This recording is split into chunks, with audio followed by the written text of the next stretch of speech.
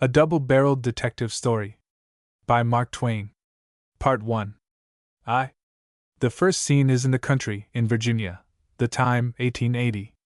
There has been a wedding, between a handsome young man of slender means and a rich young girl, a case of love at first sight and a precipitate marriage, a marriage bitterly opposed by the girl's widowed father.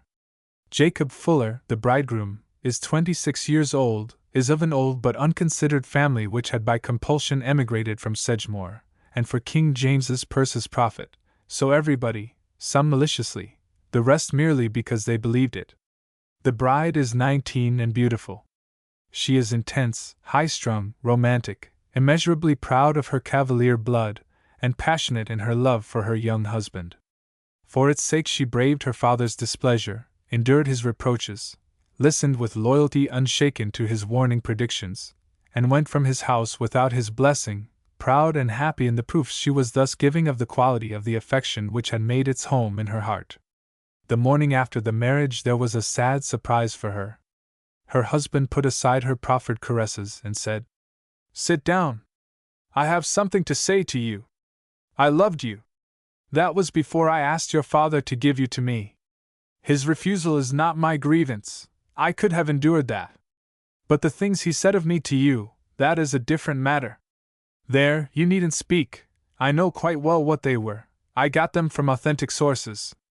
Among other things he said that my character was written in my face, that I was treacherous, a dissembler, a coward, and a brute without sense of pity or compassion. The Sedgemoor trademark, he called it, and white sleeve badge.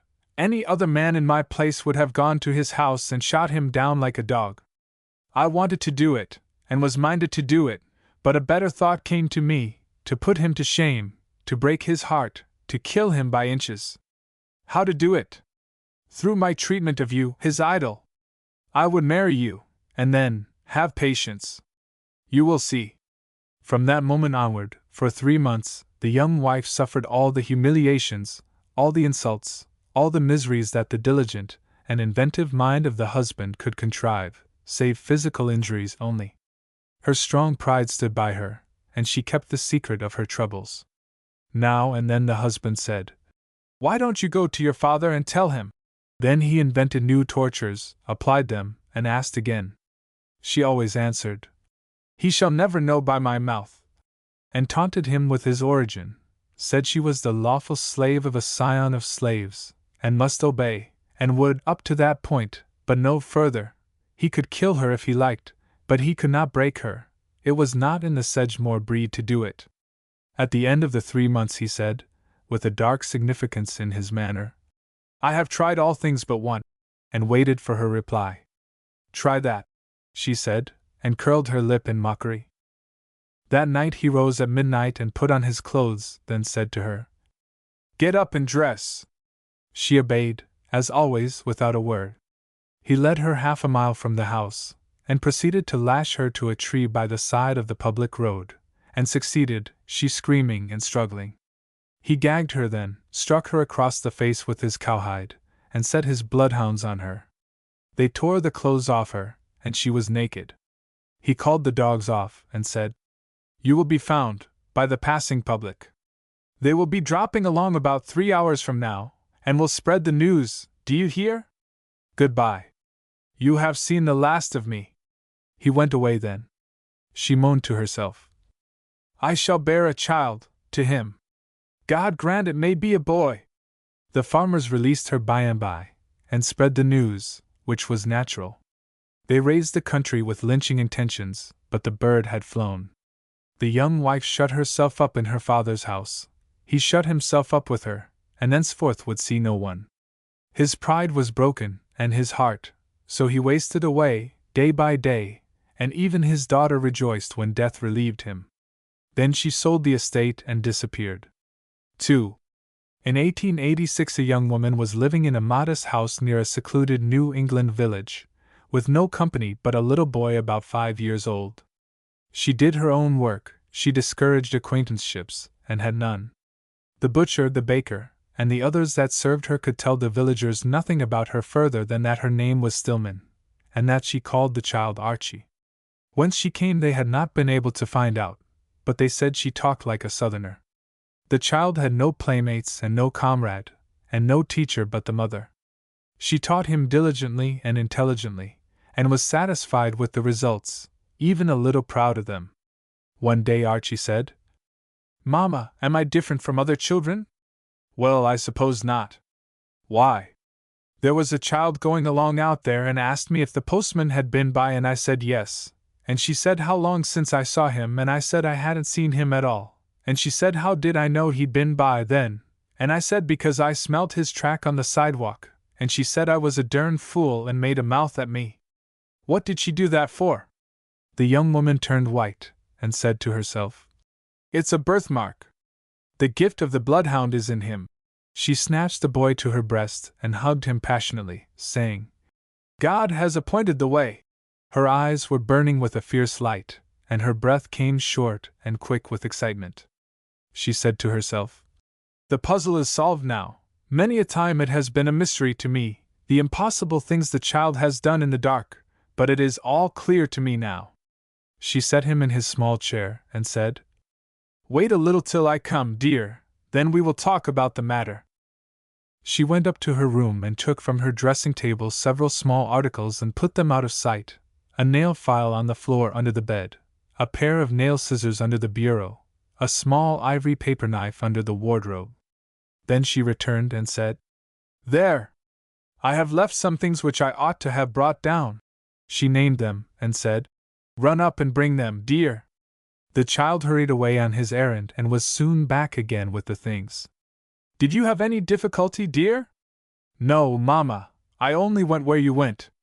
During his absence she had stepped to the bookcase, taken several books from the bottom shelf, opened each, passed her hand over a page, noting its number in her memory, then restored them to their places. "Now," she said, "I have been doing something while you have been gone, Archie. Do you think you can find out what it was?" The boy went to the bookcase and got out the books that had been touched, and opened them at the pages which had been stroked. The mother took him in her lap, and said, "I will answer your question now, dear. I have found out that in one way you are quite different from other people. You can see in the dark, you can smell what other people cannot, you have the talents of a bloodhound. They are good and valuable things to have, but you must keep the matter a secret. If people found it out, they would speak of you as an odd child, a strange child, and children would be disagreeable to you, and give you nicknames. In this world one must be like everybody else if he doesn't want to provoke scorn or envy or jealousy. It is a great and fine distinction which has been born to you, and I am glad, but you will keep it a secret, for Mama's sake, won't you?" The child promised, without understanding. All the rest of the day the mother's brain was busy with excited thinkings, with plans, projects, schemes, each and all of them uncanny, grim, and dark. Yet they lit up her face, lit it with a fell light of their own, lit it with vague fires of hell. She was in a fever of unrest. She could not sit, stand, read, sew. There was no relief for her but in movement. She tested her boy's gift in 20 ways, and kept saying to herself all the time, with her mind in the past, "He broke my father's heart, and night and day all these years I have tried, and all in vain, to think out a way to break his. I have found it now, I have found it now."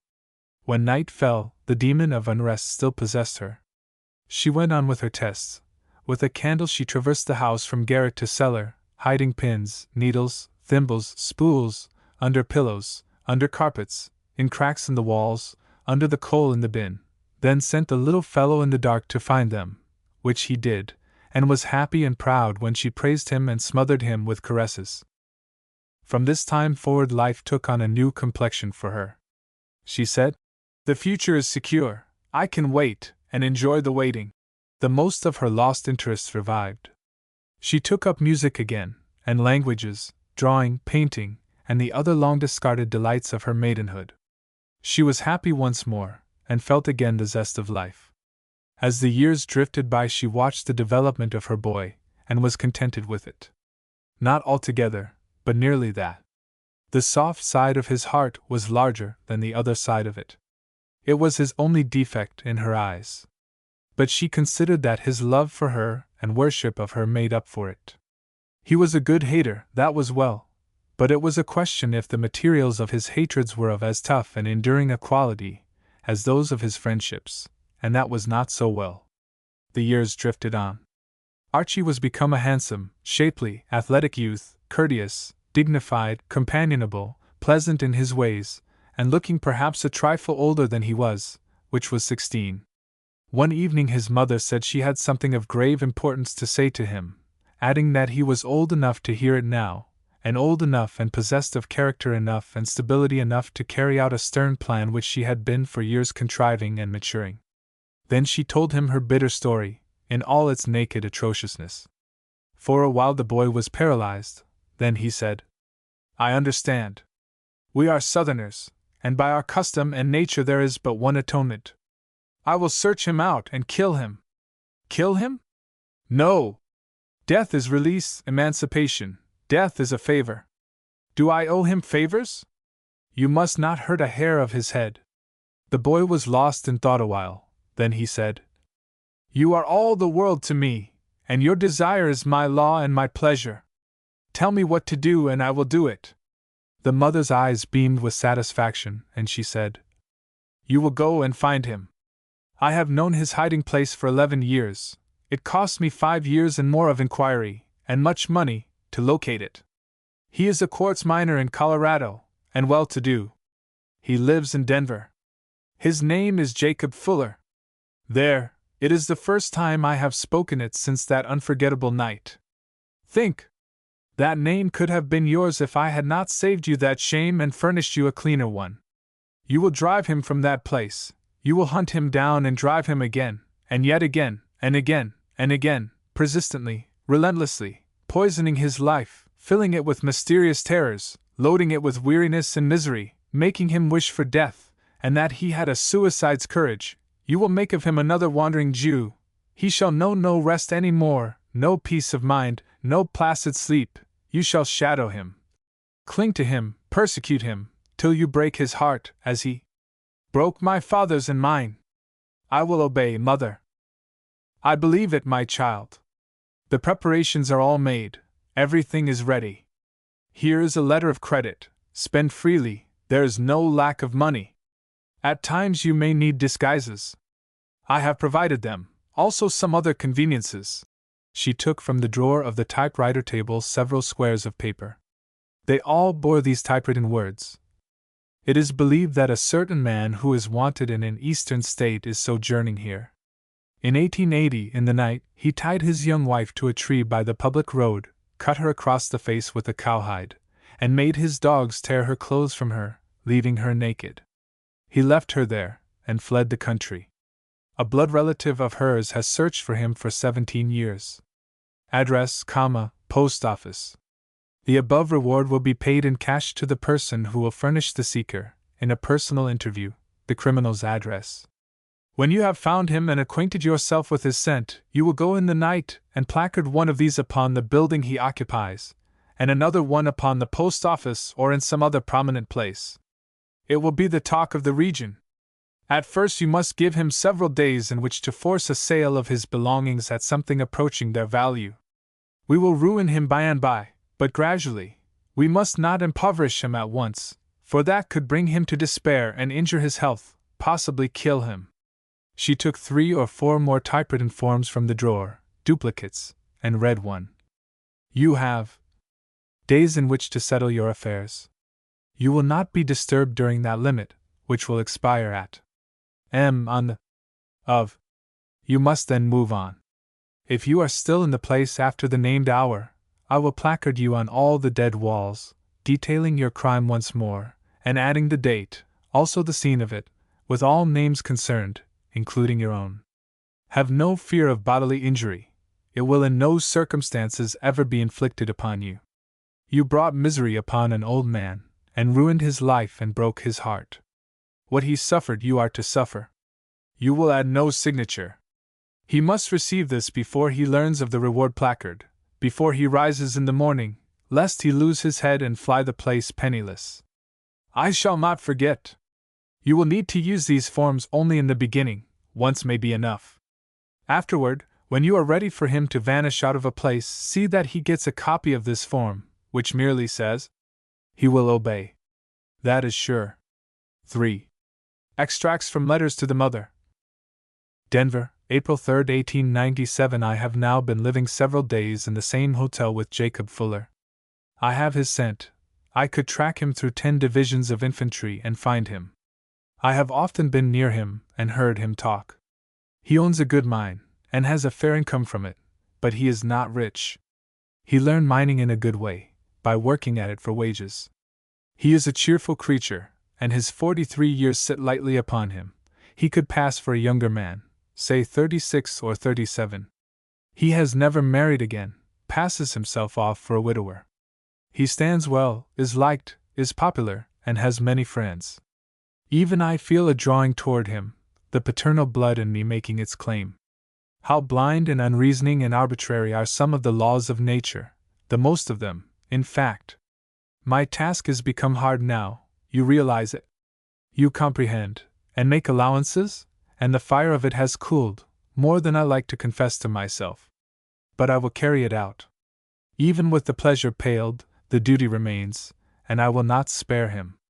And for my help, a sharp resentment rises in me when I reflect that he who committed that odious crime is the only one who has not suffered by it. The lesson of it has manifestly reformed his character, and in the change he is happy. He, the guilty party, is absolved from all suffering. You, the innocent, are borne down with it. But be comforted, he shall harvest his share. Silver Gulch, May 19th. I placarded Form No. 1 at midnight of April 3rd. An hour later I slipped Form No. 2 under his chamber door, notifying him to leave Denver at or before 11:50 the night of the 14th. Some late bird of a reporter stole one of my placards, then hunted the town over and found the other one, and stole that. In this manner he accomplished what the profession call a scoop, that is, he got a valuable item, and saw to it that no other paper got it. And so his paper, the principal one in the town, had it in glaring type on the editorial page in the morning, followed by a Vesuvian opinion of our wretch a column long, which wound up by adding $1,000 to our reward on the paper's account. The journals out here know how to do the noble thing, when there's business in it. At breakfast I occupied my usual seat, selected because it afforded a view of Papa Fuller's face, and was near enough for me to hear the talk that went on at his table.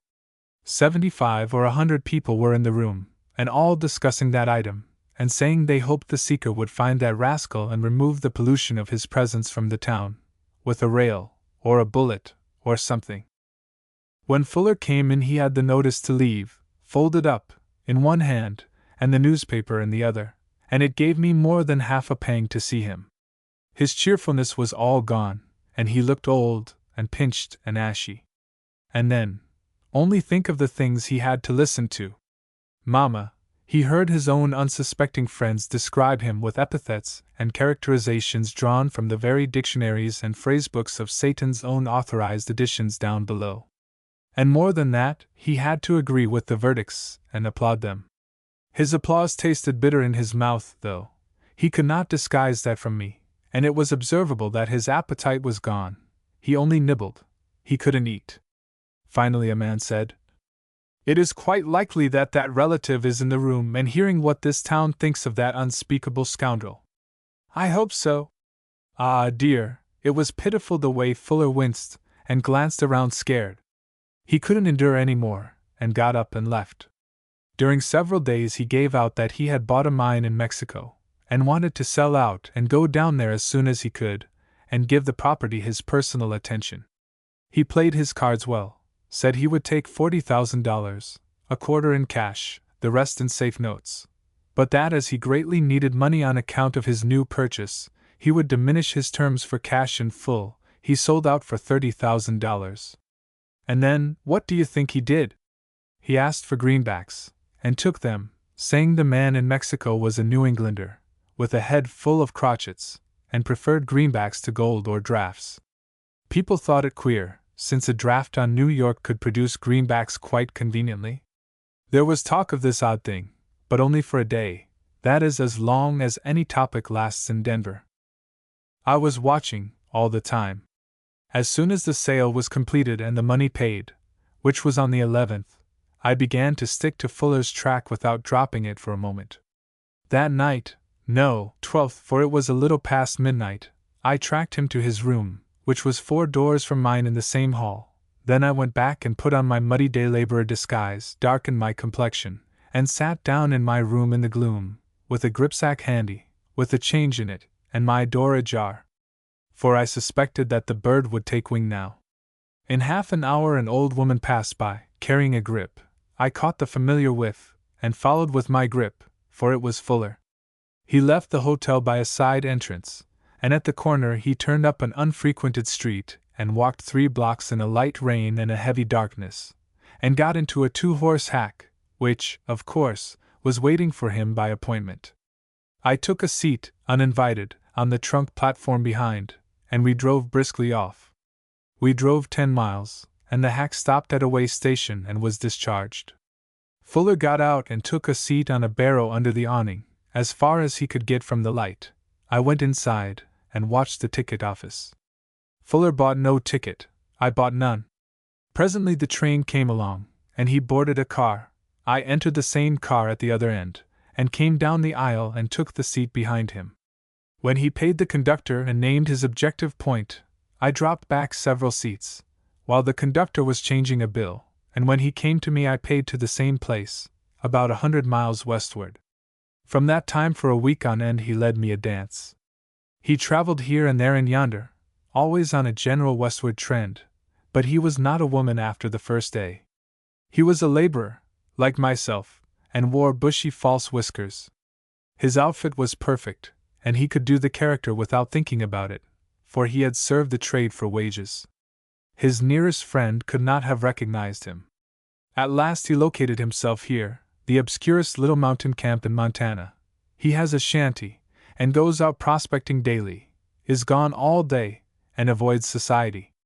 I am living at a miner's boarding house, and it is an awful place, the bunks, the food, the dirt, everything.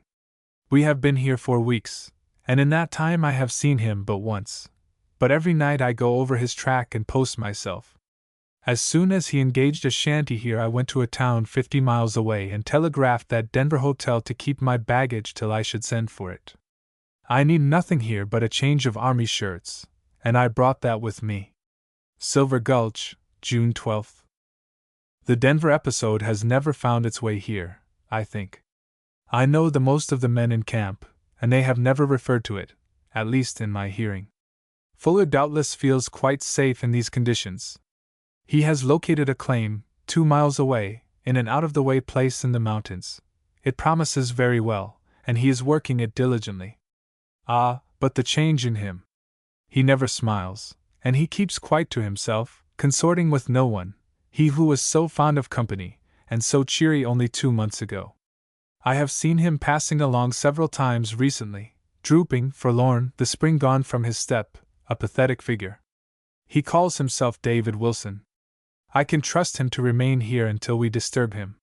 Since you insist, I will banish him again, but I do not see how he can be unhappier than he already is. I will go hack to Denver and treat myself to a little season of comfort, and edible food, and endurable beds, and bodily decency. Then I will fetch my things, and notify poor Papa Wilson to move on. Denver, June 19th. They miss him here. They all hope he is prospering in Mexico, and they do not say it just with their mouths, but out of their hearts. You know you can always tell. I am loitering here overlong, I confess it. But if you were in my place you would have charity for me. Yes, I know what you will say, and you are right. If I were in your place, and carried your scalding memories in my heart, I will take the night train back tomorrow. Denver, June 20th. God forgive us, Mother, we are hunting the wrong man. I have not slept any all night. I am now awaiting, at dawn, for the morning train, and how the minutes drag, how they drag! This Jacob Fuller is a cousin of the guilty one. How stupid we have been not to reflect that the guilty one would never again wear his own name after that fiendish deed. The Denver Fuller is 4 years younger than the other one. He came here a young widower in '79, aged 21, a year before you were married, and the documents to prove it are innumerable. Last night I talked with familiar friends of his who have known him from the day of his arrival. I said nothing, but a few days from now I will land him in this town again, with the loss upon his mind made good, and there will be a banquet, and a torchlight procession, and there will not be any expense on anybody but me. Do you call this gush? I am only a boy, as you well know. It is my privilege. By and by I shall not be a boy any more. Silver Gulch, July 3rd. Mother, he is gone. Gone, and left no trace. The scent was cold when I came. Today I am out of bed for the first time since. I wish I were not a boy, then I could stand shocks better. They all think he went west. I start tonight, in a wagon, 2 or 3 hours of that, then I get a train. I don't know where I'm going, but I must go. To try to keep still would be torture. Of course he has effaced himself with a new name and a disguise. This means that I may have to search the whole globe to find him. Indeed, it is what I expect. Do you see, Mother? It is I that am the wandering Jew. The irony of it. We arranged that for another. Think of the difficulties. And there would be none if I only could advertise for him. But if there is any way to do it that would not frighten him, I have not been able to think it out, and I have tried till my brains are addled. If the gentleman who lately bought a mine in Mexico and sold one in Denver will send his address to whom, Mother? It will be explained to him that it was all a mistake, his forgiveness will be asked, and full reparation made for a loss which he sustained in a certain matter. Do you see? He would think it a trap. Well, anyone would. If I should say, it is now known that he was not the man wanted, but another man, a man who once bore the same name, but discarded it for good reasons. Would that answer? But the Denver people would wake up then and say, "Oh ho!" And they would remember about the suspicious greenbacks, and say, "Why did he run away if he wasn't the right man? It is too thin." If I failed to find him, he would be ruined there where there is no taint upon him now. You have a better head than mine. Help me. I have one clue, and only one. I know his handwriting. If he puts his new false name upon a hotel register, and does not disguise it too much, it will be valuable to me if I ever run across it. San Francisco, June 28, 1898. You already know how well I have searched the states from Colorado to the Pacific, and how nearly I came to getting him once. Well, I have had another close miss. It was here yesterday. I struck his trail, hot, on the street, and followed it on a run to a cheap hotel. That was a costly mistake. A dog would have gone the other way. But I am only part dog, and can get very humanly stupid when excited. He had been stopping in that house 10 days. I almost know, now, that he stops long nowhere, the past 6 or 8 months, but is restless and has to keep moving. I understand that feeling. And I know what it is to feel it. He still uses the name he had registered when I came so near catching him 9 months ago, James Walker, doubtless the same he adopted when he fled from Silver Gulch. An unpretending man, and has small taste for fancy names. I recognized the hand easily, through its slight disguise.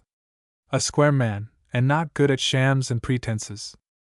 They said he was just gone, on a journey, left no address, didn't say where he was going, looked frightened when asked to leave his address, had no baggage but a cheap valise, carried it off on foot, a stingy old person, and not much loss to the house. Old? I suppose he is, now? I hardly heard. I was there but a moment. I rushed along his trail, and it led me to a wharf. Mother, the smoke of the steamer he had taken was just fading out on the horizon. I should have saved half an hour if I had gone in the right direction at first. I could have taken a fast tug, and should have stood a chance of catching that vessel. She is bound for Melbourne. Hope Canyon, California, October 3, 1900. You have a right to complain. A letter a year is a paucity. I freely acknowledge it. But how can one write when there is nothing to write about but failures? No one can keep it up. It breaks the heart. I told you, it seems ages ago, now, how I missed him at Melbourne, and then chased him all over Australasia for months on end. Well, then, after that I followed him to India, almost saw him in Bombay, traced him all around, to Baroda, Rawalpindi, Lucknow, Lahore, Kanpur, Allahabad, Calcutta, Madras, oh, everywhere, week after week, month after month, through the dust and swelter, always approximately on his track, sometimes close upon him, yet never catching him. And down to Ceylon, and then to, never mind, by and by I will write it all out. I chased him home to California, and down to Mexico, and back again to California. Since then I have been hunting him about the state from the 1st of last January down to a month ago. I feel almost sure he is not far from Hope Canyon. I traced him to a point 30 miles from here, but there I lost the trail. Someone gave him a lift in a wagon, I suppose. I am taking a rest now, modified by searchings for the lost trail. I was tired to death, mother, and low-spirited, and sometimes coming uncomfortably near to losing hope. But the miners in this little camp are good fellows, and I am used to their sort this long time back, and their breezy ways freshen a person up and make him forget his troubles. I have been here a month.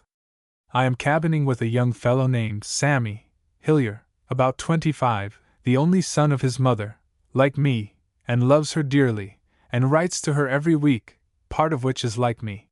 He is a timid body, and in the matter of intellect, well, he cannot be depended upon to set a river on fire. But no matter, he is well liked, he is good and fine, and it is meat and bread and rest and luxury to sit and talk with him and have a comradeship again. I wish James Walker could have it. He had friends, he liked company. That brings up that picture of him, the time that I saw him last. The pathos of it. It comes before me often and often. At that very time, poor thing, I was girding up my conscience to make him move on again. Hillier's heart is better than mine, better than anybody's in the community, I suppose, for he is the one friend of the black sheep of the camp, Flint Buckner, and the only man Flint ever talks with or allows to talk with him. He says he knows Flint's history, and that it is trouble that has made him what he is, and so one ought to be as charitable toward him as one can. Now none but a pretty large heart could find space to accommodate a lodger like Flint Buckner, from all I hear about him outside. I think that this one detail will give you a better idea of Sammy's character than any labored-out description I could furnish you of him. In one of our talks he said something about like this: Flint is a kinsman of mine, and he pours out all his troubles to me, empties his breast from time to time, or I reckon it would burst. There couldn't be any unhappier man, Archie Stillman. His life had been made up of misery of mind. He isn't near as old as he looks. He has lost the feel of reposefulness and peace, oh, years and years ago. He doesn't know what good luck is, never has had any, often says he wishes he was in the other hell, he is so tired of this one. 4. It was a crisp and spicy morning in early October.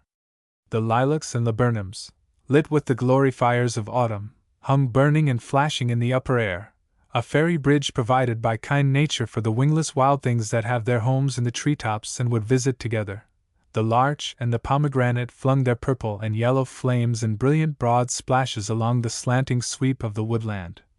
The sensuous fragrance of innumerable deciduous flowers rose upon the swooning atmosphere, far in the empty sky a solitary esophagus slept upon motionless wing.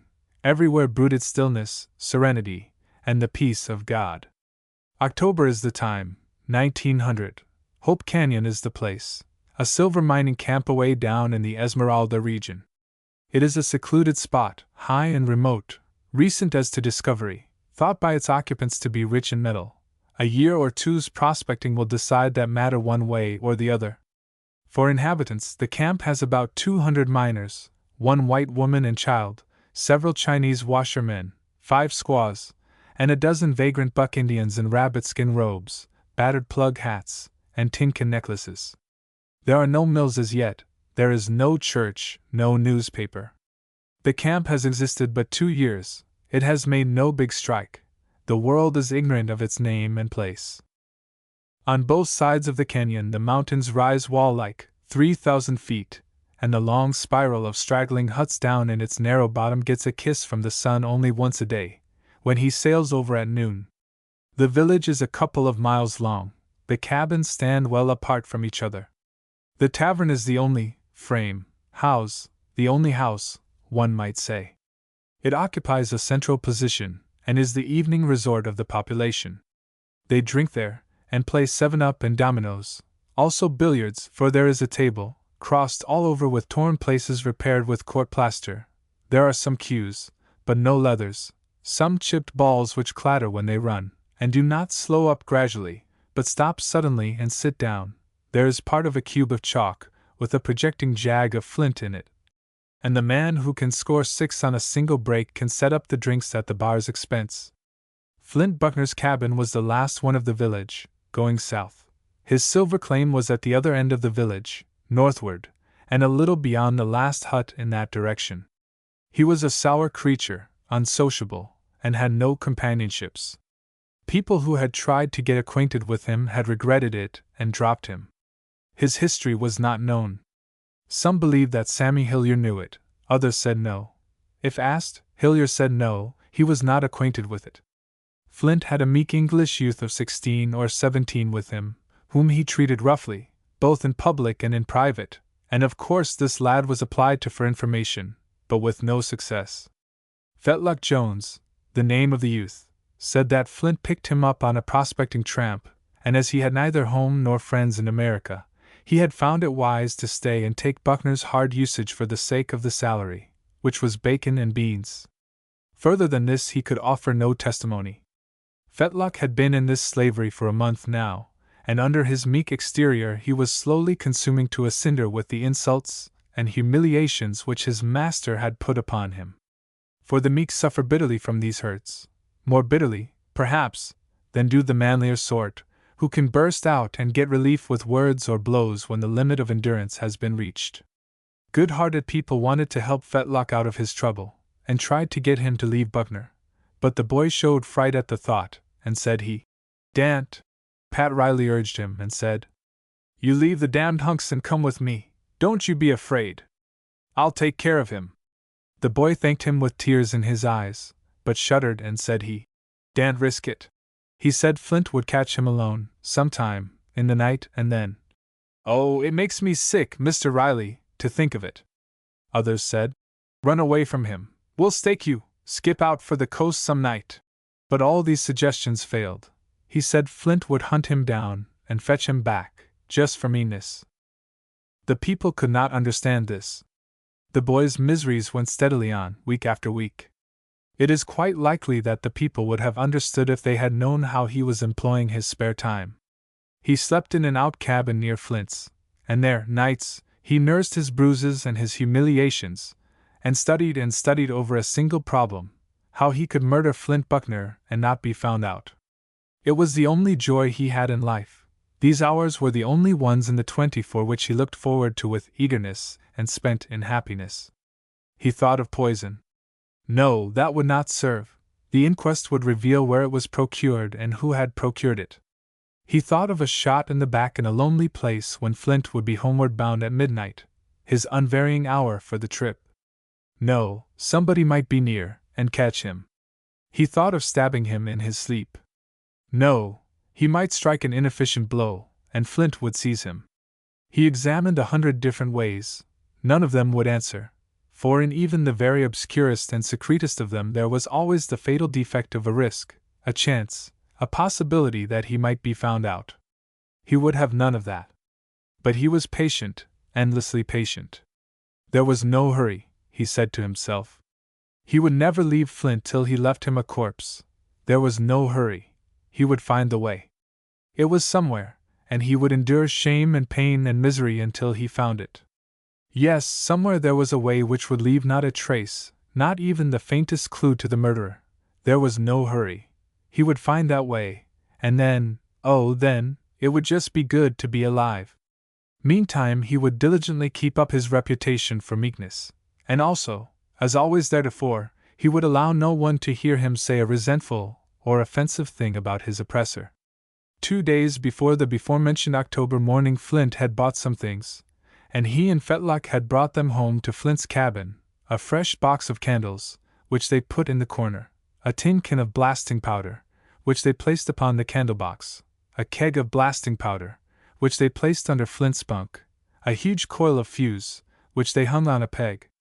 Fetlock reasoned that Flint's mining operations had outgrown the pick, and that blasting was about to begin now. He had seen blasting done, and he had a notion of the process, but he had never helped in it. His conjecture was right, blasting time had come. In the morning the pair carried fuse, drills, and the powder can to the shaft. It was now 8 feet deep, and to get into it and out of it a short ladder was used. They descended, and by command Fetlock held the drill, without any instructions as to the right way to hold it, and Flint proceeded to strike. The sledge came down, the drill sprang out of Fetlock's hand, almost as a matter of course. "You mangy son of a nigger, is that any way to hold a drill? Pick it up! Stand it up! There, hold fast! D.U. I'll teach you!" At the end of an hour the drilling was finished. "Now then, charge it!" The boy started to pour in the powder. "Idiot!" A heavy bat on the jaw laid the lad out. "Get up! You can't lie sniveling there. Now then, stick in the fuse first. Now put in the powder. Hold on, hold on! Are you going to fill the hole all up? Of all the sap-headed milksops, put in some dirt. Put in some gravel. Tamp it down. Hold on, hold on! Oh, great Scott! Get out of the way!" He snatched the iron and tamped the charge himself, meantime cursing and blaspheming like a fiend. Then he fired the fuse, climbed out of the shaft, and ran 50 yards away, Fetlock following. They stood waiting a few minutes, then a great volume of smoke and rocks burst high into the air with a thunderous explosion. After a little there was a shower of descending stones. Then all was serene again. "I wish to God you'd been in it," remarked the master. They went down the shaft, cleaned it out, drilled another hole, and put in another charge. "Look here! How much fuse are you proposing to waste? Don't you know how to time a fuse?" "No, sir." "You don't? Well, if you don't beat anything I ever saw." He climbed out of the shaft and spoke down. "Well, idiot, are you going to be all day? Cut the fuse and light it." The trembling creature began. "If you please, sir, You talk back to me? Cut it and light it." The boy cut and lit.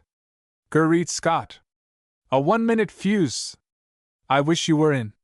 In his rage he snatched the ladder out of the shaft and ran. The boy was aghast. "Oh my God! Help! Help!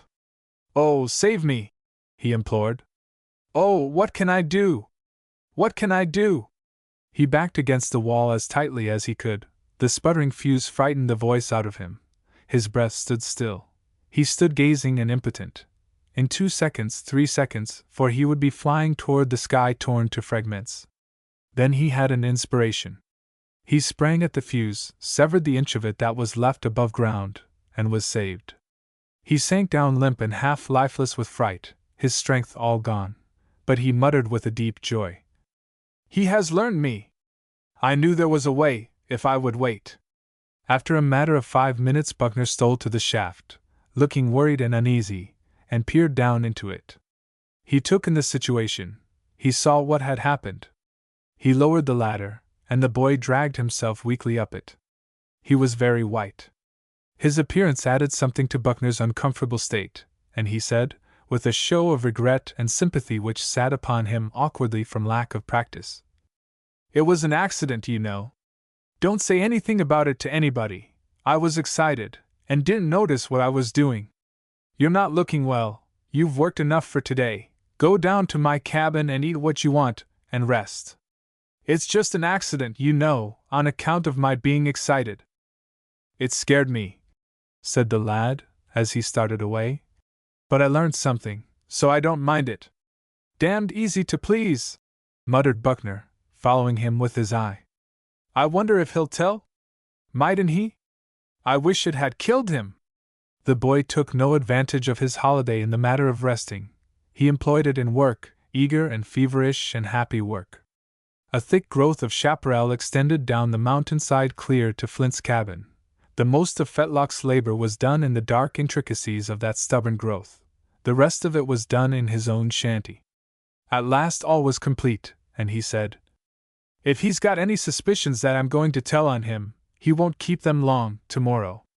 He will see that I am the same milksop as I always was, all day and the next. And the day after tomorrow night there'll be an end of him. Nobody will ever guess who finished him up nor how it was done. He dropped me the idea his own self, and that's odd. The next day came and went. It is now almost midnight, and in 5 minutes the new morning will begin. The scene is in the tavern billiard room. Rough men in rough clothing, slouch hats, breeches stuffed into boot tops, some with vests, none with coats, are grouped about the boiler iron stove, which has ruddy cheeks and is distributing a grateful warmth. The billiard balls are clacking. There is no other sound, that is, within. The wind is fitfully moaning without. The men look bored, also expectant. A hulking, broad-shouldered miner, of middle age, with grizzled whiskers, and an unfriendly eye set in an unsociable face, rises, slips a coil of fuse upon his arm, gathers up some other personal properties, and departs without word or greeting to anybody. It is Flint Buckner. As the door closes behind him, a buzz of talk breaks out. "The regularest man that ever was," said Jake Parker, the blacksmith. "You can tell when it's 12 just by him leaving, without looking at your Waterbury. And it's the only virtue he's got, as fur as I know," said Peter Hawes, miner. "He's just a blight on this society," said Wells Fargo's man, Ferguson. "If I was running this shop I'd make him say something, sometime or other, or vamos the ranch." This with a suggestive glance at the barkeeper, who did not choose to see it, since the man under discussion was a good customer, and went home pretty well set up, every night, with refreshments furnished from the bar. "Say," said Ham Sandwich, miner, "does any of you boys ever recollect of him asking you to take a drink? Him? Flint Buckner? Oh, Laura!"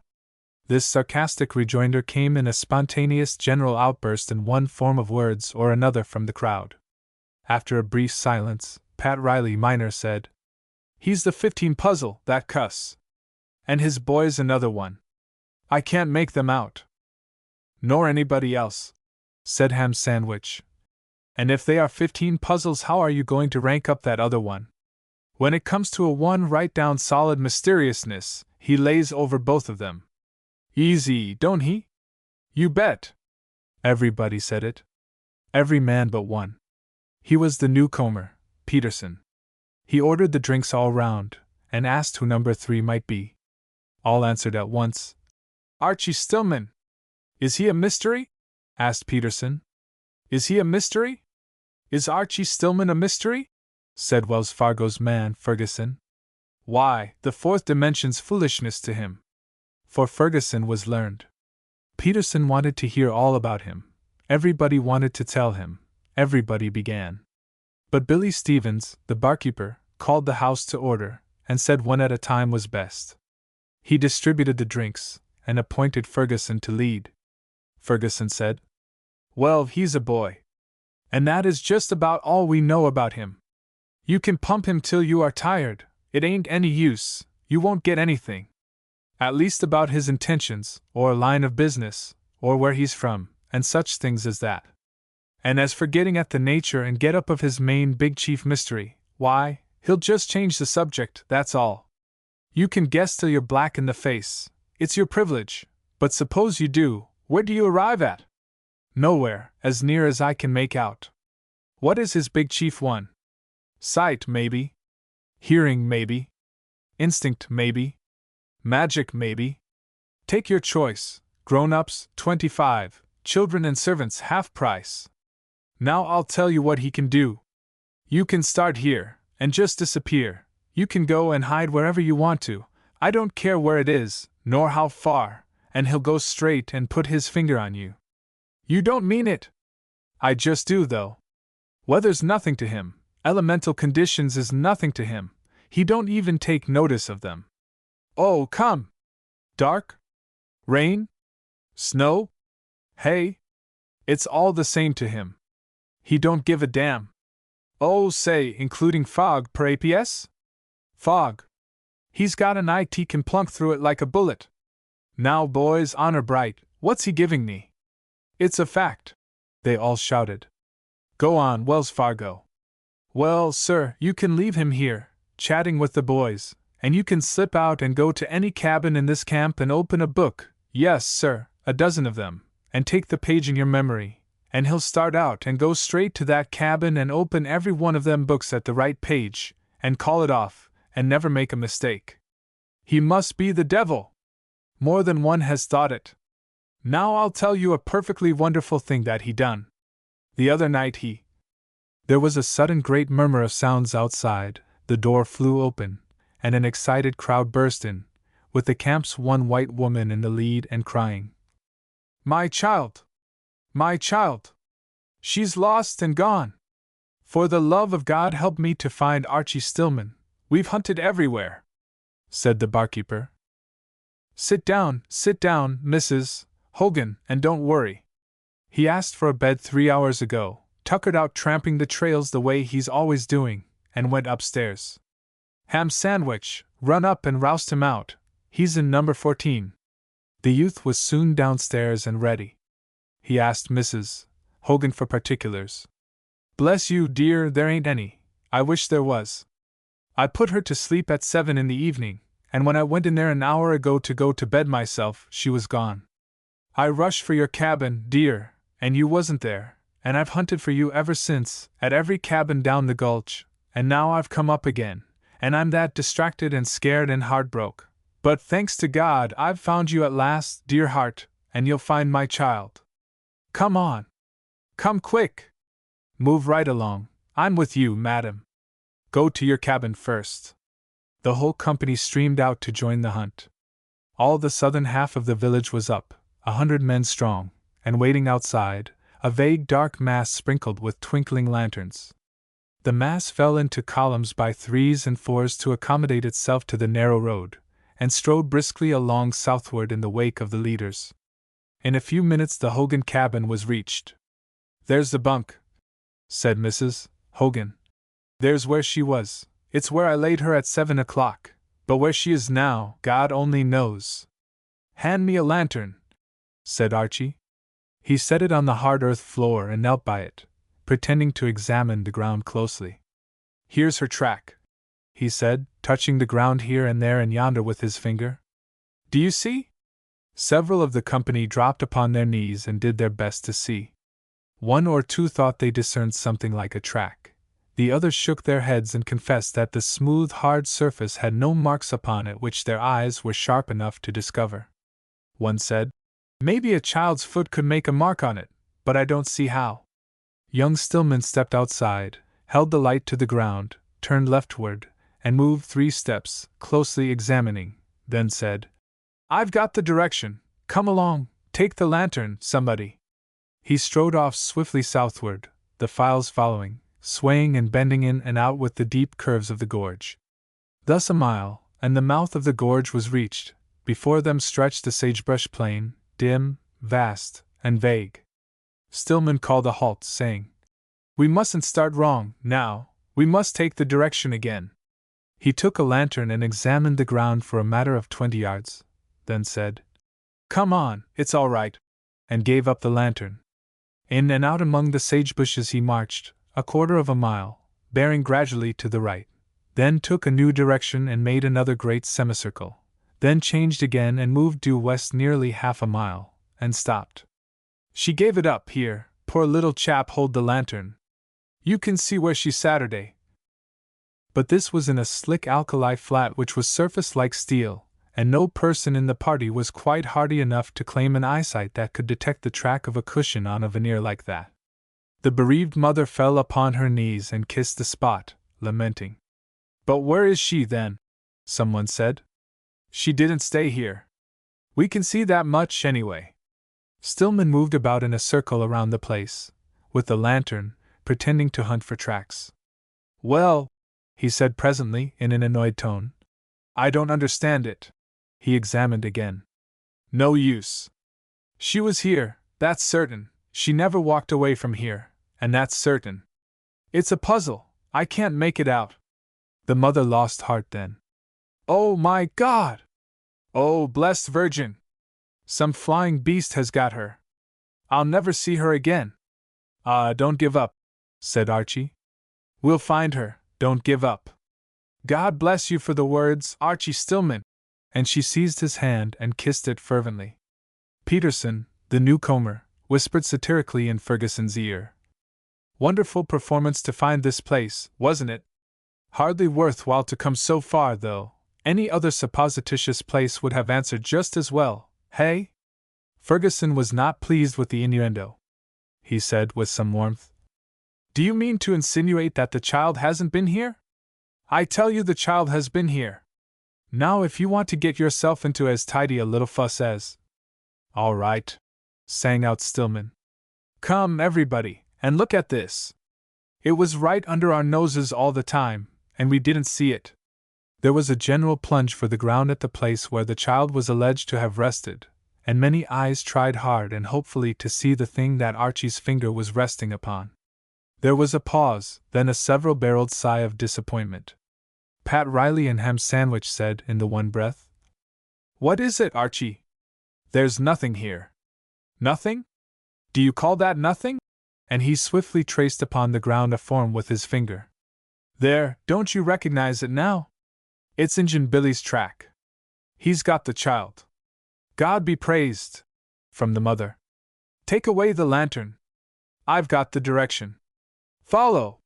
He started on a run, racing in and out among the sage bushes a matter of 300 yards, and disappeared over a sand wave.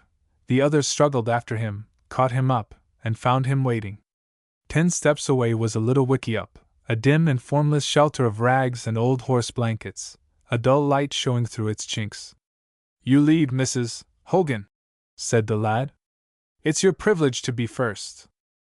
All followed the sprint she made for the wickiup, and saw, with her, the picture its interior afforded. Injun Billy was sitting on the ground. The child was asleep beside him. The mother hugged it with a wild embrace, which included Archie Stillman, the grateful tears running down her face, and in a choked and broken voice she poured out a golden stream of that wealth of worshipping endearments which has its home in full richness nowhere but in the Irish heart. I find her bimeby it is 10 o'clock, Billy explained. She sleep out yonder, vy tired, face wet, been cryin', s'pose, fetch her home, feed her, she heap much hungry, go sleep gin. In her limitless gratitude the happy mother waved rank and hugged him too, calling him the angel of God in disguise. And he probably was in disguise if he was that kind of an official. He was dressed for the character. At 1:30 in the morning the procession burst into the village singing, When Johnny Comes Marching Home, waving its lanterns, and swallowing the drinks that were brought out all along its course. It concentrated at the tavern, and made a night of what was left of the morning. Part 2. The next afternoon the village was electrified with an immense sensation. A grave and dignified foreigner of distinguished bearing and appearance had arrived at the tavern, and entered this formidable name upon the register. Sherlock Holmes. The news buzzed from cabin to cabin, from claim to claim, tools were dropped, and the town swarmed toward the center of interest. A man passing out at the northern end of the village shouted it to Pat Riley, whose claim was the next one to Flint Buckner's. At that time Fetlock Jones seemed to turn sick. He muttered to himself, Uncle Sherlock! The mean luck of it, that he should come just when… He dropped into a reverie, and presently said to himself, But what's the use of being afraid of him? Anybody that knows him the way I do knows he can't detect a crime except where he plans it all out beforehand and arranges the clues and hires some fellow to commit it according to instructions. Now there ain't going to be any clues this time, so what show has he got? None at all. No, sir, everything's ready. If I was to risk putting it off… No, I won't run any risk like that. Flint Buckner goes out of this world tonight for sure. Then another trouble presented itself. Uncle Sherlock LL.B. wanting to talk home matters with me this evening, and how am I going to get rid of him? For I've got to be at my cabin a minute or two about 8 o'clock. This was an awkward matter, and cost him much thought. But he found a way to beat the difficulty. We'll go for a walk, and I'll leave him in the road a minute, so that he won't see what it is I do. The best way to throw a detective off the track, anyway, is to have him along when you are preparing the thing. Yes, that's the safest. I'll take him with me. Meantime the road in front of the tavern was blocked with villagers waiting and hoping for a glimpse of the great man. But he kept his room, and did not appear. None but Ferguson, Jake Parker the blacksmith, and Ham Sandwich had any luck. These enthusiastic admirers of the great scientific detective hired the tavern's detained baggage lockup, which looked into the detective's room across a little alleyway 10 or 12 feet wide, ambushed themselves in it, and cut some peepholes in the window blind.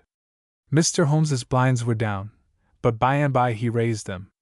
It gave the spies a hair-lifting but pleasurable thrill to find themselves face to face with the extraordinary man who had filled the world with the fame of his more-than-human ingenuities. There he sat, not a myth, not a shadow, but real, alive, compact of substance, and almost within touching distance with the hand. "Look at that head," said Ferguson, in an odd voice.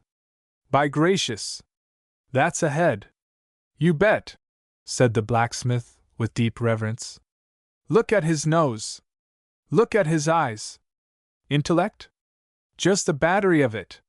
And that paleness," said Ham Sandwich, "comes from thought, that's what it comes from. Hell! Duffers like us don't know what real thought is." "No more we don't," said Ferguson. "What we take for thinking is just blubber and slush." "Right you are, Wells Fargo. And look at that frown, that's deep thinking, away down, 40 fathom into the bowels of things. He's on the track of something. Well, he is, and don't you forget it. Say, look at that awful gravity, look at that pallid solemnness. There ain't any corpse can lay over it. No, sir, not for dollars. And it's his end by hereditary rights, too. He's been dead 4 times already, and there's history for it. 3 times natural, once by accident. I've heard say he smells damp and cold, like a grave. And he... sh. Watch him. There, he's got his thumb on the bump on the near corner of his forehead, and his forefinger on the off one. His think works is just grinding now, you bet your other shirt. That's so. And now he's gazing up toward heaven and stroking his mustache slow, and now he has rose up standing, and is putting his clues together on his left fingers with his right finger. See? He touches the forefinger, now middle finger, now ring finger. Stuck! Look at him scowl! He can't seem to make out that clue. So he... See him smile, like a tiger, and tally off the other fingers like nothing. He's got it, boys, he's got it sure. Well, I should say. I'd hate to be in that man's place that he's after. Mr. Holmes drew a table to the window, sat down with his back to the spies, and proceeded to write. The spies withdrew their eyes from the peepholes, lit their pipes, and settled themselves for a comfortable smoke and talk. Ferguson said with conviction, "Boys, it's no use talking, he's a wonder. He's got the signs of it all over him." "You hain't ever said a truer word than that, Wells Fargo," said Jake Parker. "Say, wouldn't it have been nuts if he'd been here last night?" "Oh, by George, but wouldn't it?" said Ferguson. "Then we'd have seen scientific work. Intellect, just pure intellect, away up on the upper levels, don't you know? Archie is all right, and it don't become anybody to belittle him, I can tell you. But his gift is only just eyesight, sharp as an owl's, as near as I can make it out, just a grand natural animal talent, no more, no less, and prime as far as it goes, but no intellect in it, and for awfulness and marvelousness no more to be compared to what this man does then, why, let me tell you what he'd have done. He'd have stepped over to Hogan's and glanced, just glanced, that's all, at the premises, and that's enough. See everything? Yes, sir, to the last little detail, and he'll know more about that place than the Hogans would know in 7 years. Next, he would sit down on the bunk, just as CM, and say to Mrs. Hogan, say, Ham, consider that you are Mrs. Hogan. I'll ask the questions, you answer them. All right, go on. Madam, if you please, attention, do not let your mind wander. Now then, sex of the child? Female, Your Honor. Female. Very good, very good. Age? Turned 6, Your Honor. Young, weak, 2 miles. Weariness will overtake it then. It will sink down and sleep. We shall find it 2 miles away, or less. Teeth? 5, Your Honor, and 1 coming. Very good, very good, very good, indeed. You see, boys, he knows a clue when he sees it, when it wouldn't mean a darn thing to anybody else. Stockings, madam? Shoes? Yes, your honor, both. Yarn, perhaps? Morocco? Yarn, your honor. And kip. Kip. This complicates the matter. However, let it go, we shall manage. Religion? Catholic, your honor. Very good. Snip me a bit from the bed blanket, please. Ah, thanks. Part wool, foreign make. Very well. A snip from some garment of the child's, please. Thanks. Cotton. Shows wear. An excellent clue, excellent. Pass me a pallet of the floor dirt, if you'll be so kind. Thanks, many thanks. Ah, admirable, admirable. Now we know where we are, I think. You see, boys, he's got all the clues he wants now. He don't need anything more. Now then, what does this extraordinary man do? He lays those snips and that dirt out on the table and leans over them on his elbows, and puts them together side by side and studies them, mumbles to himself, female, changes them around, mumbles, 6 years old, changes them this way and that, again mumbles, 5 teeth, 1A coming, Catholic, yarn, cotton, kip, damn that kip. Then he straightens up and gazes toward heaven, and plows his hands through his hair, plows and plows. Muttering, damn that kip, then he stands up and frowns, and begins to tally off his clues on his fingers, and gets stuck at the ring finger. But only just a minute, then his face glares all up in a smile like a house afire, and he straightens up stately and majestic, and says to the crowd, take a lantern, a couple of you, and go down to Injun Billy's and fetch the child. The rest of you go long home to bed. Good night, madam. Good night, gents. And he bows like the Matterhorn, and pulls out for the tavern. That's his style, and the only, scientific, intellectual, all over in 15 minutes. No poking around all over the sagebrush range, an hour and a half in a mass-meeting crowd for him, boys. You hear me? By Jackson, it's grand, said Ham Sandwich. Wells Fargo, you've got him down to a dot. He ain't painted up any exactor to the life in the books. By George, I can just see him, can't you, boys? You bet you! It's just a photograph, that's what it is. Ferguson was profoundly pleased with his success, and grateful. He sat silently enjoying his happiness a little while, then he murmured, with a deep awe in his voice, I wonder if God made him? There was no response for a moment, then Ham Sandwich said, reverently, not all at one time, I reckon. 2. At 8 o'clock that evening 2 persons were groping their way past Flint Buckner's cabin in the frosty gloom. They were Sherlock Holmes and his nephew. Stop here in the road a moment, uncle, said Fetlock, while I run to my cabin. I won't be gone a minute. He asked for something. The uncle furnished it. Then he disappeared in the darkness, but soon returned, and the talking walk was resumed. By 9 o'clock they had wandered back to the tavern. They worked their way through the billiard room, where a crowd had gathered in the hope of getting a glimpse of the extraordinary man. A royal cheer was raised. Mr. Holmes acknowledged the compliment with a series of courtly bows, and as he was passing out his nephew said to the assemblage, Uncle Sherlock's got some work to do, gentlemen, that'll keep him till 12 or 1. But he'll be down again then, or earlier if he can, and hopes some of you'll be left to take a drink with him. By George, he's just a duke, boys. 3 cheers for Sherlock Holmes, the greatest man that ever lived, shouted Ferguson. Hip, hip, hip. Hurrah! Hurrah! Hurrah! Tiger! The uproar shook the building, so hearty was the feeling the boys put into their welcome. Upstairs the uncle reproached the nephew gently, saying, What did you get me into that engagement for? I reckon you don't want to be unpopular, do you, uncle? Well, then, don't you put on any exclusiveness in a mining camp, that's all.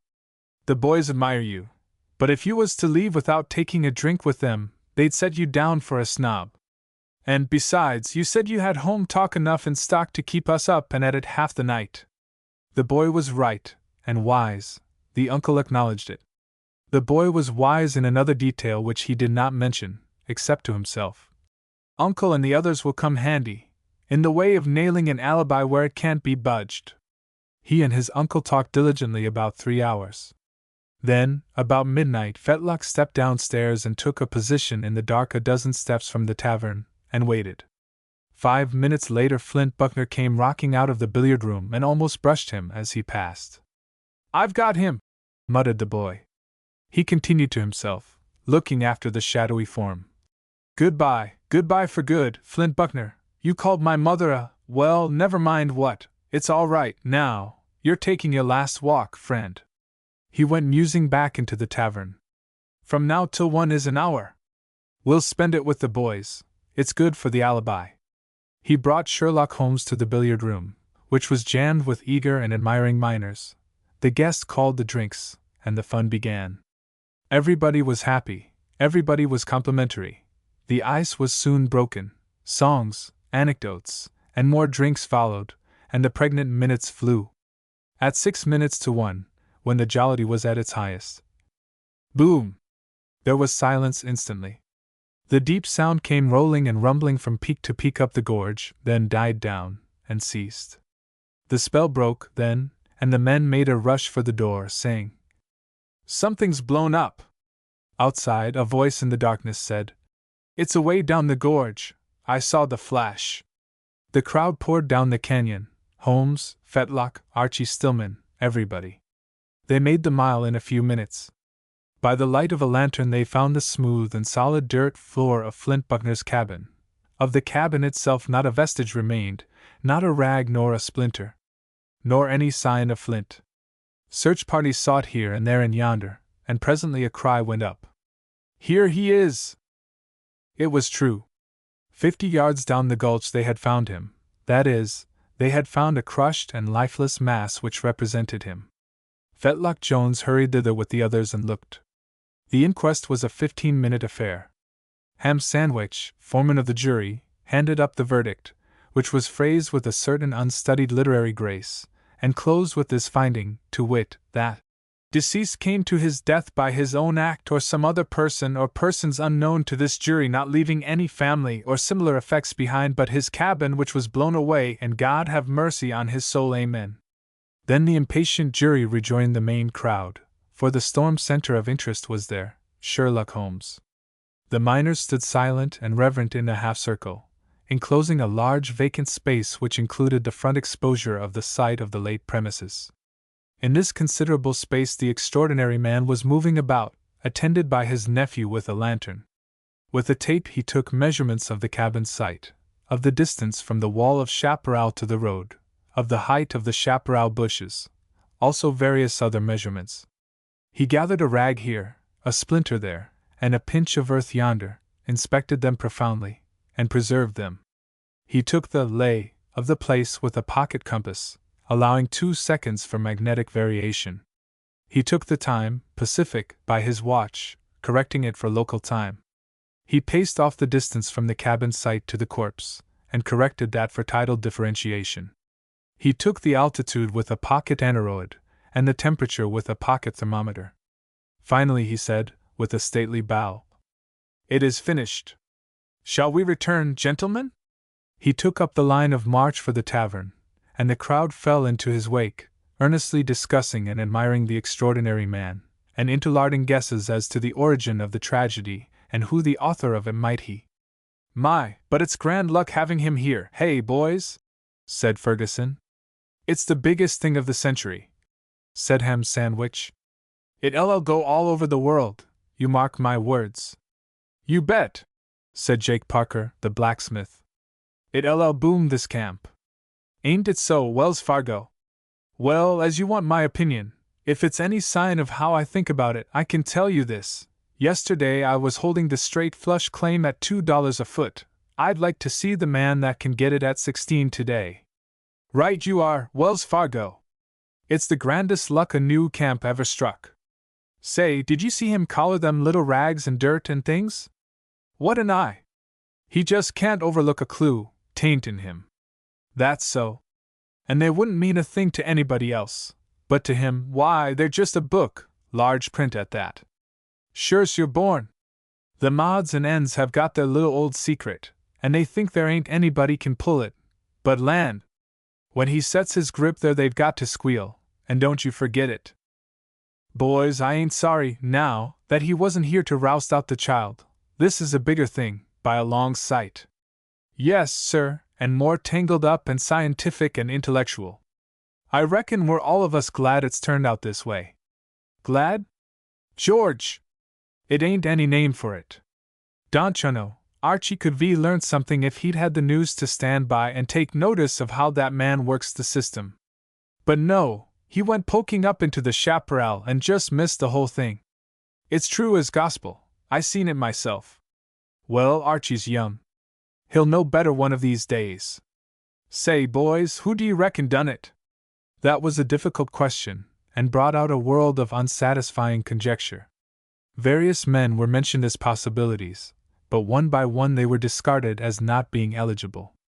No one but young Hillier had been intimate with Flint Buckner. No one had really had a quarrel with him. He had affronted every man who had tried to make up to him, although not quite offensively enough to require bloodshed. There was one name that was upon every tongue from the start, but it was the last to get utterance: Fetlock Jones's.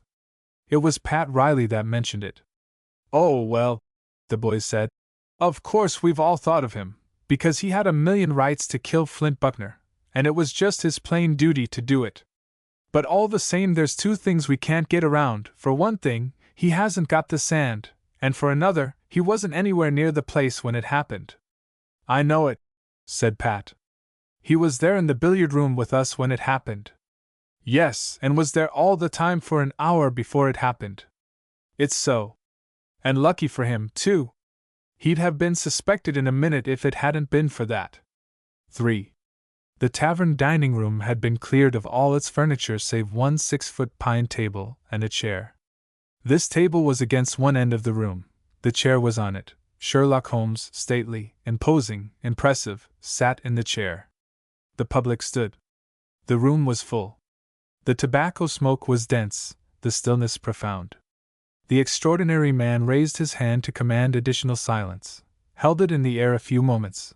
Then, in brief, crisp terms, he put forward question after question, and noted the answers with mumps, nods of the head, and so on. By this process he learned all about Flint Buckner, his character, conduct, and habits that the people were able to tell him. It thus transpired that the extraordinary man's nephew was the only person in the camp who had a killing grudge against Flint Buckner. Mr. Holmes smiled compassionately upon the witness, and asked, languidly, Do any of you gentlemen chance to know where the lad Fetlock Jones was at the time of the explosion?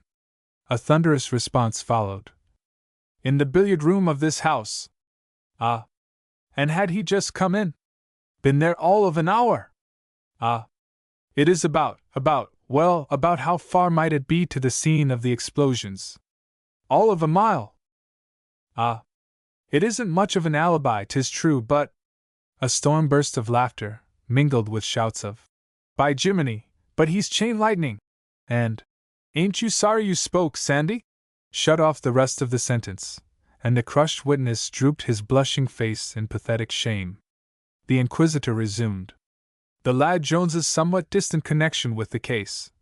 Laughter. Having been disposed of, let us now call the eyewitnesses of the tragedy, and listen to what they have to say. He got out his fragmentary clues and arranged them on a sheet of cardboard on his knee.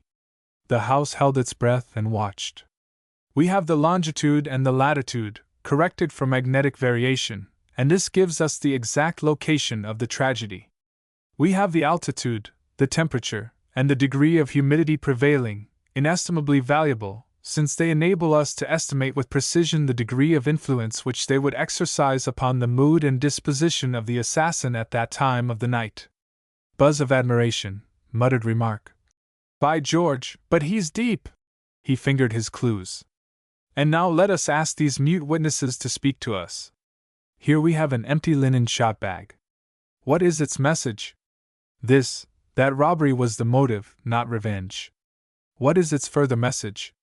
This, that the assassin was of inferior intelligence, shall we say light-witted, or perhaps approaching that? How do we know this? Because a person of sound intelligence would not have proposed to rob the man Buckner, who never had much money with him. But the assassin might have been a stranger? Let the bag speak again. I take from it this article. It is a bit of silver-bearing quartz. It is peculiar. Examine it, please, you, and you, and you. Now pass it back, please.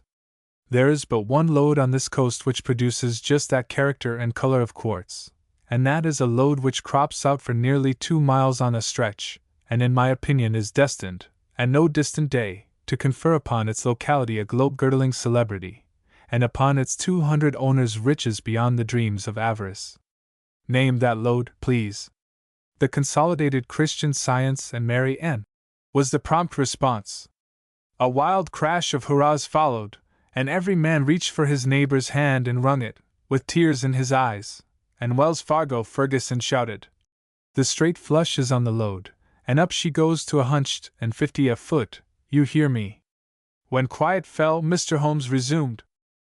"We perceive, then, that 3 facts are established, to wit, the assassin was approximately light-witted, he was not a stranger, his motive was robbery, not revenge. Let us proceed. I hold in my hand a small fragment of fuse, with the recent smell of fire upon it. What is its testimony?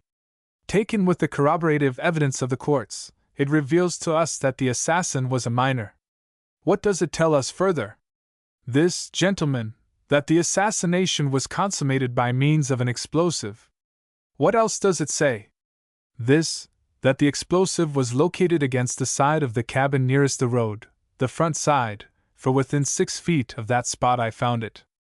I hold in my fingers a burnt Swedish match, the kind one rubs on a safety box. I found it in the road, 622 feet from the abolished cabin. What does it say? This, that the train was fired from that point. What further does it tell us? This, that the assassin was left-handed. How do I know this? I should not be able to explain to you, gentlemen, how I know it, the signs being so subtle that only long experience and deep study can enable one to detect them. But the signs are here, and they are reinforced by a fact which you must have often noticed in the great detective narratives, that all assassins are left-handed. By Jackson, that's so, said Ham Sandwich, bringing his great hand down with a resounding slap upon his thigh. Blamed if I ever thought of it before. Nor I. Nor I, cried several. Oh, there can't anything escape him, look at his eye. Gentlemen, distant as the murderer was from his doomed victim, he did not wholly escape injury. This fragment of wood which I now exhibit to you struck him. It drew blood. Wherever he is, he bears the telltale mark. I picked it up where he stood when he fired the fatal train. He looked out over the house from his high perch, and his countenance began to darken. He slowly raised his hand, and pointed. There stands the assassin. For a moment the house was paralyzed with amazement, then 20 voices burst out with, "Sammy Hillier? Oh, hell, no! Him? It's pure foolishness. Take care, gentlemen, be not hasty. Observe, he has the blood mark on his brow." Hillier turned white with fright. He was near to crying. He turned this way and that, appealing to every face for help and sympathy, and held out his supplicating hands toward Holmes and began to plead. "Don't, oh, don't! I never did it. I give my word I never did it. The way I got this hurt on my forehead was—" "Arrest him, constable!" cried Holmes. "I will swear out the warrant." The constable moved reluctantly forward, hesitated, stopped. Hillier broke out with another appeal. "Oh, Archie, don't let them do it. It would kill Mother. You know how I got the hurt. Tell them, and save me, Archie, save me." Stillman worked his way to the front and said, "Yes, I'll save you. Don't be afraid." Then he said to the house, "Never mind how he got the hurt. It hasn't anything to do with this case, and isn't of any consequence.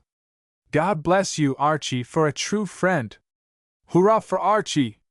Go in, boy, and play 'em a knock-down flush to their 2 pair and a jack," shouted the house, pride in their home talent and a patriotic sentiment of loyalty to it rising suddenly in the public heart and changing the whole attitude of the situation. Young Stillman waited for the noise to cease, then he said, "I will ask Tom Jeffries to stand by that door yonder, and Constable Harris to stand by the other one here, and not let anybody leave the room. Said and done? Go on, old man. The criminal is present, I believe. I will show him to you before long, in case I am right in my guess. Now I will tell you all about the tragedy, from start to finish. The motive wasn't robbery, it was revenge. The murderer wasn't light-witted. He didn't stand 622 feet away. He didn't get hit with a piece of wood. He didn't place the explosive against the cabin. He didn't bring a shot bag with him, and he wasn't left-handed. With the exception of these errors, the distinguished guest's statement of the case is substantially correct. A comfortable laugh rippled over the house. Friend nodded to friend, as much as to say, "That's the word, with the bark on it. Good lad, good boy. He ain't lowering his flag any." The guest's serenity was not disturbed. Stillman resumed, "I also have some witnesses, and I will presently tell you where you can find some more." He held up a piece of coarse wire. The crowd craned their necks to see. "It has a smooth coating of melted tallow on it. And here is a candle which is burned halfway down. The remaining half of it has marks cut upon it an inch apart. Soon I will tell you where I found these things. I will now put aside reasonings, guesses, the impressive hitchings of odds and ends of clues together, and the other showy theatricals of the detective trade, and tell you in a plain, straightforward way just how this dismal thing happened." He paused a moment for effect, to allow silence and suspense to intensify and concentrate the house's interest. Then he went on. The assassin studied out his plan with a good deal of pains. It was a good plan, very ingenious, and showed an intelligent mind, not a feeble one. It was a plan which was well calculated to ward off all suspicion from its inventor. In the first place, he marked a candle into spaces an inch apart, and lit it and timed it. He found it took 3 hours to burn 4 inches of it. I tried it myself for half an hour, a while ago, upstairs here, while the inquiry into Flint Buckner's character and ways was being conducted in this room, and I arrived in that way at the rate of a candle's consumption when sheltered from the wind. Having proved his trial candle's rate, he blew it out, I have already shown it to you, and put his inch marks on a fresh one. He put the fresh one into a tin candlestick. Then at the 5-hour mark he bored a hole through the candle with a red-hot wire. I have already shown you the wire, with a smooth coat of tallow on it, tallow that had been melted and had cooled. With labor, very hard labor, I should say, he struggled up through the stiff chaparral that clothes the steep hillside back of Flint Buckner's place, tugging an empty flour barrel with him. He placed it in that absolutely secure hiding place, and in the bottom of it he set the candlestick. Then he measured off about 35 feet of fuse, the barrel's distance from the back of the cabin. He bored a hole in the side of the barrel. Here is the large gimlet he did it with.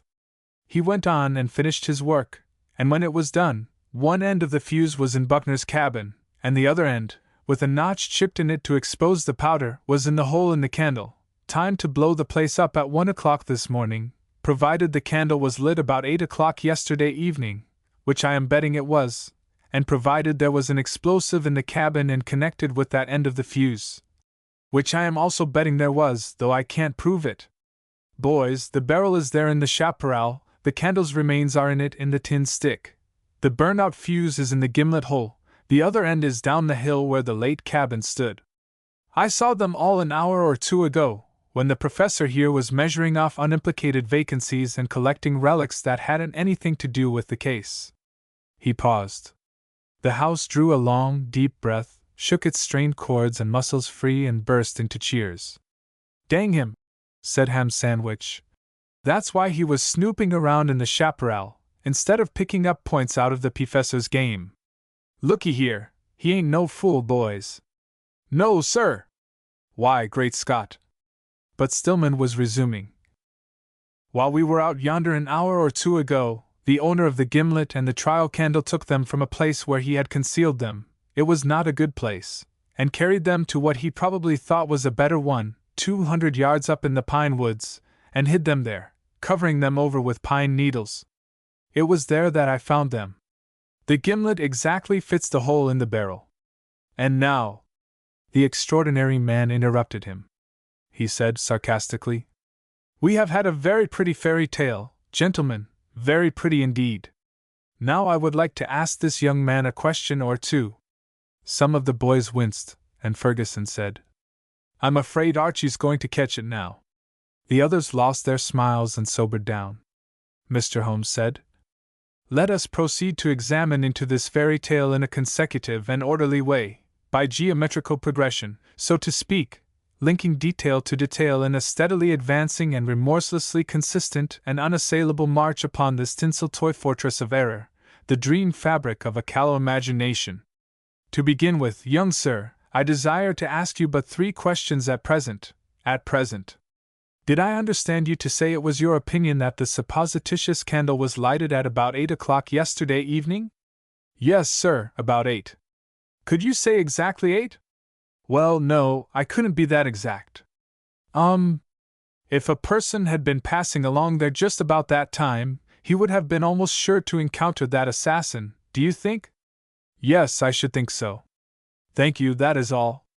For the present. I say, all for the present. Durn him, he's laying for Archie, said Ferguson. It's so, said Ham Sandwich. I don't like the look of it, Stillman said, glancing at the guest. I was along there myself at 8:30. No, about 9. Indeed? This is interesting. This is very interesting. Perhaps you encountered the assassin? No, I encountered no one. Ah. Then, if you will excuse the remark, I do not quite see the relevancy of the information. It has none. At present. I say it has none, at present. He paused. Presently he resumed. I did not encounter the assassin, but I am on his track, I am sure, for I believe he is in this room. I will ask you all to pass one by one in front of me, here, where there is a good light, so that I can see your feet. A buzz of excitement swept the place, and the march began, the guests looking on with an iron attempt at gravity which was not an unqualified success. Stillman stooped, shaded his eyes with his hand, and gazed down intently at each pair of feet as it passed. 50 men tramped monotonously by, with no result. 60. 70. The thing was beginning to look absurd. The guest remarked, with suave irony, Assassins appear to be scarce this evening. The house saw the humor of it, and refreshed itself with a cordial laugh. 10 or 12 more candidates tramped by, danced by, with airy and ridiculous capers which convulsed the spectators. Then suddenly Stillman put out his hand and said, This is the assassin! Fetlock Jones, by the great Sanhedrim! Roared the crowd, and at once let fly a pyrotechnic explosion and dazzle and confusion of stirring remarks inspired by the situation. At the height of the turmoil the guest stretched out his hand commanding peace. The authority of a great name and a great personality laid its mysterious compulsion upon the house, and it obeyed. Out of the panting calm which succeeded, the guest spoke, saying, with dignity and feeling, This is serious. It strikes at an innocent life. Innocent beyond suspicion. Innocent beyond peradventure. Hear me prove it. Observe how simple a fact can brush out of existence this witless lie. Listen. My friends, that lad was never out of my sight yesterday evening at any time. It made a deep impression. Men turned their eyes upon Stillman with grave inquiry in them. His face brightened, and he said, I knew there was another one. He stepped briskly to the table and glanced at the guest's feet, then up at his face, and said, You were with him. You were not 50 steps from him when he lit the candle that by and by fired the powder. Sensation. And what is more, you furnished the matches yourself. Plainly the guest seemed hit. It looked so to the public. He opened his mouth to speak. The words did not come freely. This is insanity, this. Stillman pressed his evident advantage home. He held up a charred match. Here is one of them. I found it in the barrel, and there's another one there. The guest found his voice at once. Yes, and put them there yourself. It was recognized a good shot. Stillman retorted. It is wax, a breed unknown to this camp. I am ready to be searched for the box. Are you? The guest was staggered this time, the dullest I could see it. He fumbled with his hands. Once or twice his lips moved, but the words did not come. The house waited and watched, intense suspense, the stillness adding effect to the situation. Presently Stillman said gently, "We are waiting for your decision." There was silence again during several moments. Then the guest answered, in a low voice, "I refuse to be searched." There was no noisy demonstration, but all about the house one voice after another muttered, "That settles it! He's Archie's meat." What to do now? Nobody seemed to know. It was an embarrassing situation for the moment, merely, of course, because matters had taken such a sudden and unexpected turn that these unpracticed minds were not prepared for it, and had come to a standstill, like a stopped clock, under the shock.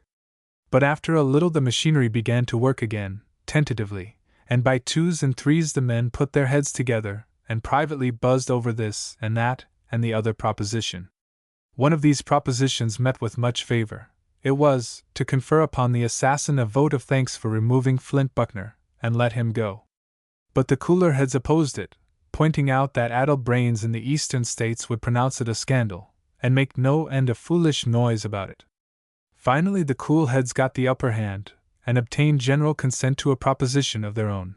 Their leader then called the House to order and stated it, to this effect, that Fetlock Jones be jailed and put upon trial. The motion was carried.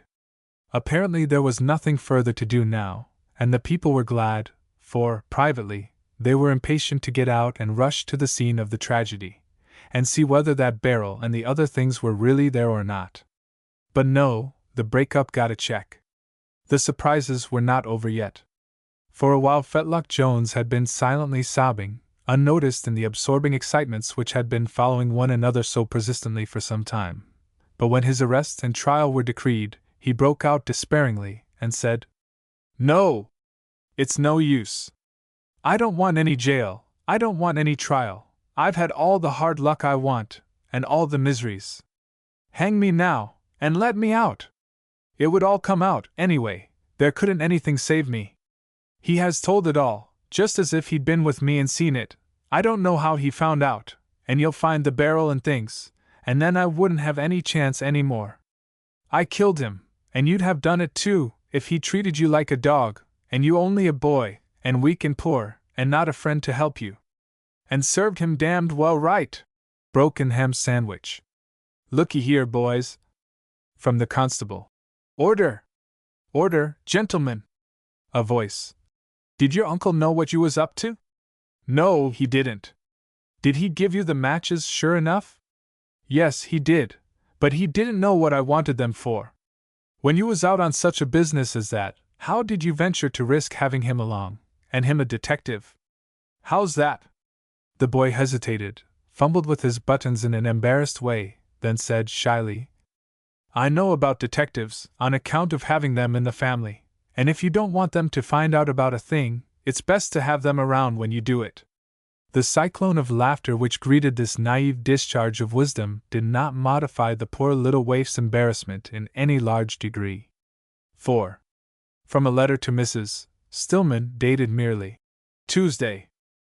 Fetlock Jones was put under lock and key in an unoccupied log cabin, and left there to await his trial. Constable Harris provided him with a couple of days' rations, instructed him to keep a good guard over himself, and promised to look in on him as soon as further supplies should be due. Next morning a score of us went with Hillier, out of friendship, and helped him bury his late relative, the unlamented Buckner, and I acted as first assistant pallbearer, Hillier acting as chief. Just as we had finished our labors a ragged and melancholy stranger, carrying an old handbag, limped by with his head down, and I caught the scent I had chased around the globe. It was the odor of paradise to my perishing hope. In a moment I was at his side and had laid a gentle hand upon his shoulder. He slumped to the ground as if a stroke of lightning had withered him in his tracks, and as the boys came running he struggled to his knees and put up his pleading hands to me, and out of his chattering jaws he begged me to persecute him no more, and said, "You have hunted me around the world, Sherlock Holmes, yet God is my witness I have never done any man harm." A glance at his wild eyes showed us that he was insane. "That was my work, mother. The tidings of your death can some day repeat the misery I felt in that moment, but nothing else can ever do it." The boys lifted him up, and gathered about him, and were full of pity of him, and said the gentlest and touchingest things to him, and said, "Cheer up and don't be troubled, he was among friends now, and they would take care of him, and protect him, and hang any man that laid a hand on him." They are just like so many mothers, the rough mining camp boys are, when you wake up the south side of their hearts, yes, and just like so many reckless and unreasoning children when you wake up the opposite of that muscle. They did everything they could think of to comfort him, but nothing succeeded until Wells Fargo Ferguson, who is a clever strategist, said, "If it's only Sherlock Holmes that's troubling you, you needn't worry any more." "Why?" asked the forlorn lunatic eagerly. "Because he's dead again." "Dead? Dead? Oh, don't trifle with a poor wreck like me. Is he dead? On honor now, is he telling me true, boys?" "True as you're standing there," said Ham Sandwich, and they all backed up the statement in a body. "They hung him in San Bernardino last week," added Ferguson, clinching the matter, "whilst he was searching around after you. Mistook him for another man. They're sorry, but they can't help it now. They're building him a monument," said Ham Sandwich, with the air of a person who had contributed to it, and knew. James Walker drew a deep sigh, evidently a sigh of relief, and said nothing, but his eyes lost something of their wildness, his countenance cleared visibly, and its drawn look relaxed a little. We all went to our cabin, and the boys cooked him the best dinner the camp could furnish the materials for, and while they were about it Hillier and I outfitted him from hat to shoe leather with new clothes of ours, and made a comely and presentable old gentleman of him. Old is the right word, and a pity, too, old by the droop of him, and the frost upon his hair, and the marks which sorrow and distress have left upon his face, though he is only in his prime in the matter of years. While he ate, we smoked and chatted, and when he was finishing he found his voice at last, and of his own accord broke out with his personal history. I cannot furnish his exact words, but I will come as near it as I can. The wrong man's story. It happened like this. I was in Denver. I had been there many years. Sometimes I remember how many, sometimes I don't, but it isn't any matter. All of a sudden I got a notice to leave, or I would be exposed for a horrible crime committed long before, years and years before, in the East. I knew about that crime, but I was not the criminal. It was a cousin of mine of the same name. What should I better do? My head was all disordered by fear, and I didn't know. I was allowed very little time, only one day, I think it was. I would be ruined if I was published, and the people would lynch me, and not believe what I said. It is always the way with lynchings. When they find out it is a mistake they are sorry, but it is too late, the same as it was with Mr. Holmes, you see. So I said I would sell out and get money to live on, and run away until it blew over and I could come back with my proofs. Then I escaped in the night, and went a long way off in the mountains somewhere, and lived disguised and had a false name. I got more and more troubled and worried, and my troubles made me see spirits and hear voices, and I could not think straight and clear on any subject, but got confused and involved and had to give it up, because my head hurt so. It got to be worse and worse, more spirits and more voices. They were about me all the time, at first only in the night, then in the day too. They were always whispering around my bed and plotting against me, and it broke my sleep and kept me fagged out, because I got no good rest. And then came the worst. One night the whispers said, "We'll never manage, because we can't see him, and so can't point him out to the people." They sighed, then one said, "We must bring Sherlock Holmes. He can be here in 12 days. They all agreed, and whispered and gibbered with joy. But my heart broke, for I had read about that man, and knew what it would be to have him upon my track, with his superhuman penetration and tireless energies. The spirits went away to fetch him, and I got up at once in the middle of the night and fled away, carrying nothing but the handbag that had my money in it, $30,000. 2/3 of it are in the bag there yet. It was 40 days before that man caught up on my track. I just escaped. From habit he had written his real name on a tavern register, but had scratched it out and written, Daggett Barclay, in the place of it. But fear gives you a watchful eye and keen, and I read the true name through the scratches, and fled like a deer. He has hunted me all over this world for 3 years and a half, the Pacific States, Australasia, India, everywhere you can think of, then back to Mexico and up to California again, giving me hardly any rest. But that name on the registers always saved me, and what is left of me is alive yet. And I am so tired. A cruel time he has given me, yet I give you my honor I have never harmed him nor any man. That was the end of the story, and it stirred those boys to blood heat, be sure of it. As for me, each word burned a hole in me where it struck.